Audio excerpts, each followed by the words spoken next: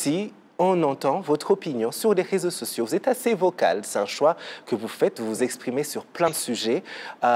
Pourquoi ce choix d'utiliser les réseaux sociaux pour continuer à parler sur différents sujets? Certains préfèrent juste se taire, hein. Oui. J'arrive pas, j'arrive pas à peut-être à me taire quand il y a tant d'injustice, Mhm. ou peut-être comme un artiste, je peux pas dormir quand j'ai quelque chose qui m'empêche de respirer. Mhm. Et je me rappelle que souvent avec mes amis, je m'éclipsais juste pour aller écrire quelque chose. Et souvent dans ma chambre ou peut-être dans le jardin. Alors, c'est écrire ou écrire quelque chose, partager mes opinions ou c'est ma façon de vivre, c'est ma façon d'être et l'écriture m'aide beaucoup, surtout enfin, le Facebook. Donc, j'aime partager, j'aime pas dormir alors que j'ai quelque chose qui me dérange et donc je le fais comme ça et souvent je me retrouve en train de lire ce que j'ai écrit peut-être l'année passée. Je dis mais est-ce que c'est moi qui a écrit ce post? Oui. Donc ça vient comme ça naturellement. Ouais. Ah ouais. Le cinéma, c'est aussi une passion pour vous, n'est-ce pas? Ah oui, très, très même. Ouais, vous avez travaillé sur certains projets?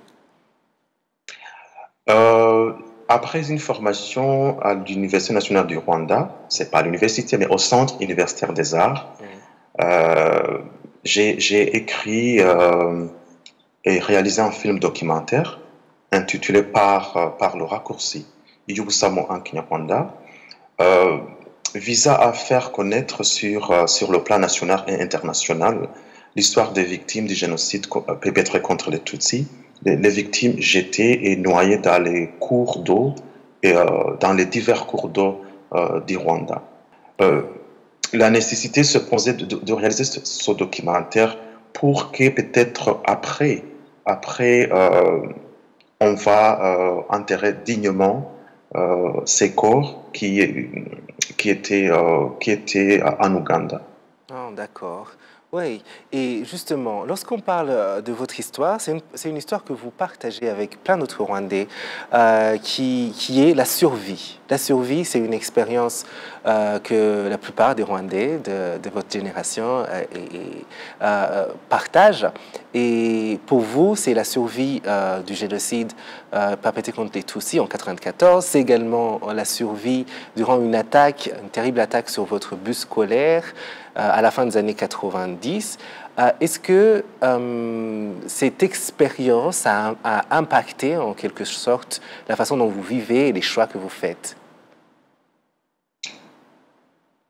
C'est vraiment difficile de parler sur notre vécu pendant le génocide Hmm. perpétré contre les Tutsis, parce que souvent je trouve pas les mots, je trouve pas les mots pour les mots justes pour parler de ce qui s'est passé, pour parler de notre calvaire, de tout ce qu'on a vécu. Euh, je pense que le génocide a vraiment changé, le génocide perpétré contre les Tutsis a changé beaucoup de choses, a changé complètement ma vie et je suis toujours en confusion parce que je n'arrive pas à comprendre comment euh, comment un homme peut tuer, comment les gens peuvent endurer l'horreur. Donc le génocide perpétré contre les Tutsis a vraiment changé ma vie et je pense que je vais, euh, je continue à vivre malgré ce que j'ai enduré, mais il y a, il y a une souffrance qui m'accompagne et je ne sais pas si je peux dire que je vais guérir avec ça parce il faut le dire, il faut le dire.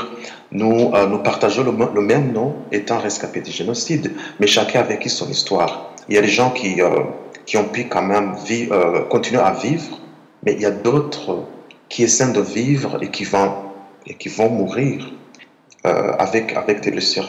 Parce qu'il y a des blessures Hmm. Oui. qui habitent nos cœurs et notre vie quotidienne en fait. Hmm. Oui, absolument. Et c'est vraiment une force. Je trouve que dans la survie, c'est juste une force. C'est une force qui vous habite, qui habite plein d'autres Rwandais. Et bravo. Donc, il n'y a même pas de mots pour ça. Oui. Merci beaucoup. Nous avons en fait survécu pour raconter ce qu'on a vécu. Parce qu'il y a des gens, nous avons perdu beaucoup de personnes. C'est à nous de raconter en fait, de raconter ce qui s'est passé, afin de transmettre la mémoire, de parler sur ce qu'ils ont vécu. Et surtout, il y a une phrase en Kinyarwanda, kubaha izina kugira ngo batazima, c'est de continuer de vivre et tout en commémorant chaque jour, mais surtout aussi en acceptant et de vivre et, et, euh, et d'œuvrer pour le bien et pour le développement de notre pays, parce que l'histoire du Rwanda, l'histoire du génocide perpétré contre les Tutsis, c'est une histoire qu'on peut pas oublier, qu'on peut pas oublier.